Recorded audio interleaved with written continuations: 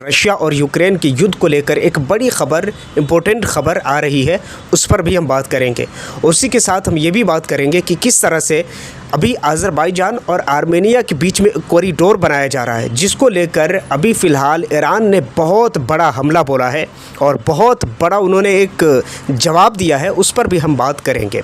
उसी के साथ हम ये भी बात करेंगे कि इज़राइल के अंदर में अभी जो नेतन्याहू ने जो ये बात कही है कि हम गाज़ा पर किस तरह कब्ज़ा करेंगे, इस चीज़ को लेकर के क्या कुछ हो रहा है, इस पर भी बात करेंगे।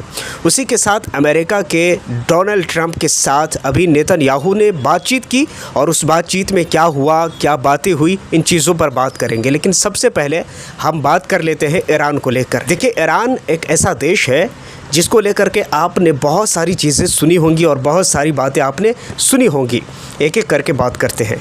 देखिए, आर्मेनिया और अज़रबैजान दोनों के बीच में एक लंबे संघर्ष के बाद अब जाकर के ट्रंप ने कहीं इन दोनों को समझौता पर राज़ी किया और इन दोनों को मनाकर एक प्लेटफॉर्म पर लाकर और फिर उसके बाद इन दोनों को राज़ी कर लिया और उसके साथ एक बड़ा ऐलान किया और कहा कि हम आर्मेनिया और अज़रबैजान के बीच एक सिटी निकलती है, उस सिटी में हम एक कॉरिडोर बनाने वाले हैं।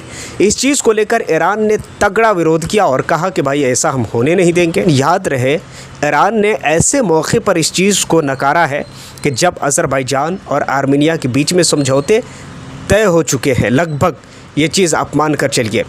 देखिए, ईरान को अब इस चीज़ से नुकसान क्या है, थोड़ा हम इस चीज़ को भी समझने की कोशिश करते हैं, क्योंकि बिना नुकसान के कोई इंसान तो ऐसा है नहीं जो बोलेगा कि भाई चलो ठीक है, अब आप कह रहे हो तो भाई साहब हम मान लेते हैं। ऐसा नहीं है, बल्कि ईरान को इस चीज़ को लेकर बड़ा नुकसान होने वाला है। और ईरान ने जो अपनी तरफ से कहा है वो ये है कि ईरान ने कहा है कि जब इस कॉरिडोर को बनाया जाएगा तो इसमें ख़ासकर जो इन्वॉल्वमेंट होंगी वो यूएसए की होगी और साथ में नाटो की होंगी। अब इस चीज़ को लेकर ईरान बता रहा है कि ये हमारे लिए ख़तरा है। उसी के साथ इस चीज़ को अगर देखा जाए तो अभी जो इन दोनों को जोड़ रहा है वो ये ईरान का रास्ता जोड़ रहा है। ईरान खाली होते हुए सीधा आर्मेनिया और वहाँ अज़रबैजान के बीच में दोनों का कनेक्शन बन जाएगा। तो इस चीज़ को लेकर ईरान आशंका जताते हुए कहा कि भाई ये चीज़ हमारे लिए ख़तरा है, कई मामलों में ख़तरा है। एक तो हमारे रोज़गार को लेकर ख़तरा, दूसरा ये ख़तरा कि हमारे जो सिक्योरिटीज़ और हमारी जो फोर्सेस है कि जो कि हर देश की अपनी अपनी एक होती है सुरक्षा कवच, उसको लेकर भी ख़तरा बताया है। तो ईरान ये दावा कर रहा है कि भाई ऐसा हम होने नहीं देंगे। अब आगे देखते हैं क्या खबर निकल कर आती है। उसी के बीच अब दूसरी खबर की बात करें तो रशिया और यूक्रेन के बीच में बड़े लंबे समय से युद्ध हो रहा है। बड़े लंबे समय से दोनों अभी वॉर में अभी इन्वॉल्व है। अब जा कर के ट्रंप ने ये कहा है कि भाई हम चाहते हैं कि दोनों के बीच में हम समझौता कराएं। और समझौते के बीच अगर बात करें तो जैसा कि दावा किया जा रहा है कि अलास्का के अंदर में जेलेंस्की की मीटिंग होनी है, ख़ासकर पुतिन के साथ।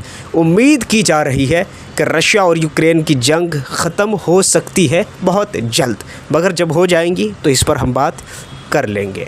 उसी के साथ अब अगली खबर की बात करें तो गाज़ा को लेकर के नेतन्याहू के उस बयान ने पूरे इज़राइल के अंदर तहलका मचा दिया है। और ये ख़ासकर नेतन्याहू ने बयान दिया था कि हम चाहते हैं कि गाज़ा पर कब्ज़ा कर ले।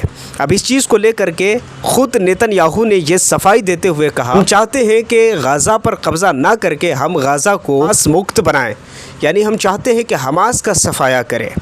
अब मेरा सीधा साधा भोला सा सवाल है, भाई साहब अगर तुम्हारा झगड़ा अगर हमास से है तो फिर अब तक के तुम किससे लड़ रहे थे? उन मासूम बच्चों की जानें क्यों जा रही थी? उन बेकसूर औरतों की जानें क्यों जा रही थी? उन बेकसूर प्रेस वालों की जानें क्यों जा रही थी? सबसे बड़ा सवाल तो यही पैदा होता है, अगर अभी तक अगर गज़ा को अगर हमास मुक्त बना रहे थे तो उन छोटे मासूम बच्चे को क्यों मार रहे थे? उन छोटे मासूम बच्चे को मरता हुआ अभी तक कई हफ्ते गुजर गए हैं। भूख और प्यास की वजह से वहाँ के बच्चे मारे जा रहे हैं। आखिर उनको क्यों मारा जा रहा था?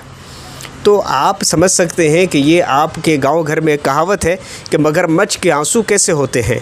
आप इन चीज़ों को समझिए। देखिए, सबसे पहली बात ये है, आप ये जान लीजिए, इतना कन्फर्म है कि जब हमास मुक्त हो जाएगा फिर उसके बाद इज़राइल जहाँ चाहेगा वहाँ यहूदियों को बसाएगा, जहाँ चाहेगा वहाँ से फ़लस्तीनियों को उजाड़ेगा। और वैसे भी फ़लस्तीन अब शायद कोई अच्छी खासी जगह जिसमें रहने लायक कोई अच्छा घर, कोई पानी, कोई खाना वहाँ नहीं मिलता है। वहाँ की जगह, वहाँ की ज़मीन अब वो नहीं रही जो पहले थी। वैसे भी फ़लस्तीन को, गाज़ा को अगर एक नज़र से देखेंगे तो आपको अब उजड़ा हुआ सनसान बयाबान, वहाँ पर कुछ मलबे, उसके सिवा शायद आपको कुछ नहीं मिले देखने को। तो ये सारी चीज़ें हैं। तो नेतन्याहू का एक लंबा प्लान है कि उनके पिट्ठू भैया, जिसको हमारा आप अमेरिका कहते हैं, उसने इस बात का समर्थन भी दे दिया है कि हाँ ठीक है, यानी नेतन्याहू जो कह रहा है वो ठीक है, वो ठीक है भाई, वो ठीक है। यही चीज़ तो है दोस्तों। अभी हमारे देश में जो टैरिफ को लेकर के ट्रंप ने जो बातें कही है वो क्या कम है? इस चीज़ से क्या ट्रंप की हकीकत हमारे सामने खुलकर नहीं आ जाती? क्या इस चीज़ से ट्रंप की सच्चाई हमारे सामने नहीं आती है? आती है, मगर कोशिश करेंगे तब आएंगी, अगर कोशिश नहीं करेंगे तो कुछ नहीं आएगी। इस तरह की बहुत सारी ख़बरें हैं जो हमने आप तक पहुंचाई, लेकिन एक एक करके तमाम ख़बरों पर हमने बात की। इन ख़बरों के बारे में आप क्या कहना चाहते हैं, आप नीचे कमेंट सेक्शन में ज़रूर बताइएगा। और हाँ, अगर मेरी ख़बर रिपोर्ट अगर पसंद आती है तो आप वीडियो को ज़रूर लाइक कर दीजिए। चैनल को अगर पहली बार देख रहे हैं तो सब्सक्राइब तो ऑफ कोर्स बनता ही है, सब्सक्राइब कर लीजिए, बेल आइकन को प्रेस कर लीजिए। अपना बहुत सारा ख्याल रखिए, सेफ़ रहिए, सुरक्षित रहिए। मिलते हैं किसी और वीडियो एंड टॉपिक के साथ। जब तक के लिए God bless you. Thank you for watching.